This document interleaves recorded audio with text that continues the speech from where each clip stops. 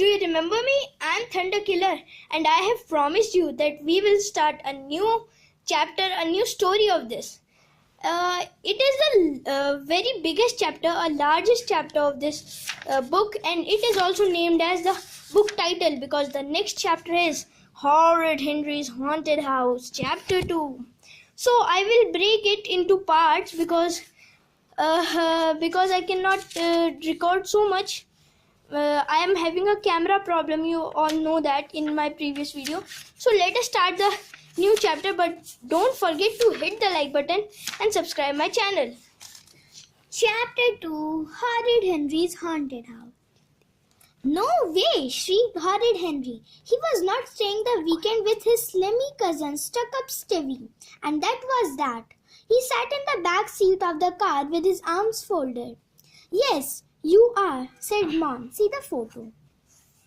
Stevie can't wait to see you, said Dad. This was not exactly true. After Henry had sprayed Stevie with green goo, ew, last Christmas and helped himself to a few of Stevie's presents, Stevie had sworn revenge.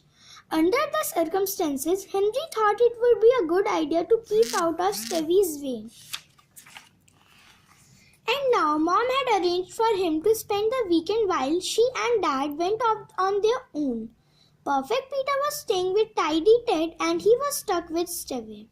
It's a great chance for you boys to become good friends, she said. Stevie is a very nice boy. I feel sick, said Henry coughing. Stop faking, said Mom. You were well enough to play football all morning. I'm too tired, said Henry yawning. I'm sure you will get plenty of rest at Aunt Ruby's, said Dad firmly. I am not going, howled Henry. Mom and Dad took Henry by the arms, dragged him to rich Aunt Ruby's door and rang the bell. The massive door opened immediately. Welcome, Henry, said rich Aunt Ruby, giving him a great smacking kiss. Henry, how lovely to see you, said Stuck-up Stevie sweetly. That's a very nice second-hand jumper you are wearing. Hush, Stevie, said rich Aunt Ruby. I think Henry looks very smart. Henry glared at Stevie. Thank goodness he had remembered his goo shooter. He had a feeling he might need it. Goodbye, Henry, said Mom. Be good. Ruby, thank you so much for having him. Our pleasure, lied Aunt Ruby. The great door closed. Henry was alone in the house with his arch enemy.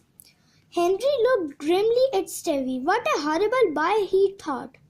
Stevie looked grimly at Henry. What a horrible boy, he thought. Why don't you both go upstairs and play in Stevie's room till supper's ready, said Aunt Ruby. I will show Henry where he is sleeping first, said Stevie. Good idea, said Aunt Ruby. Reluctantly, Henry followed his cousin up the wide staircase. I bet you are scared of the dark, said Stevie. Course, I am not, said Henry. That's good, said Stevie. This is my room, he added, opening the door to an enormous bedroom. Horrid Henry stared longingly at the shelves filled to bursting with zillions of toys and games. Of course, all my toys are brand new. Don't you dare touch anything, hissed Stevie. They are all mine and only I can play with them. Henry scolded. When he was king, he would use Stevie's head for target practice. They continued all the way to the top. Goodness, this old house was big, thought Henry.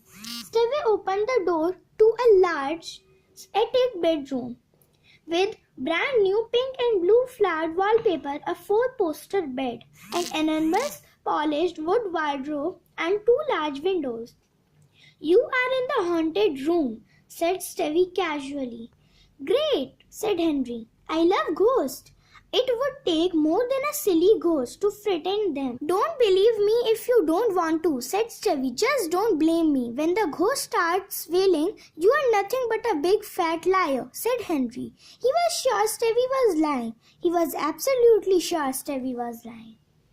So, guys, this was today's episode and the part 1 of the second chapter. I hope you are liking this series. and taking interest in this book. So please don't forget to hit the like button, and we will meet again with the next video of Horrid Henry's Haunted House Chapter 2. Till then, bye bye.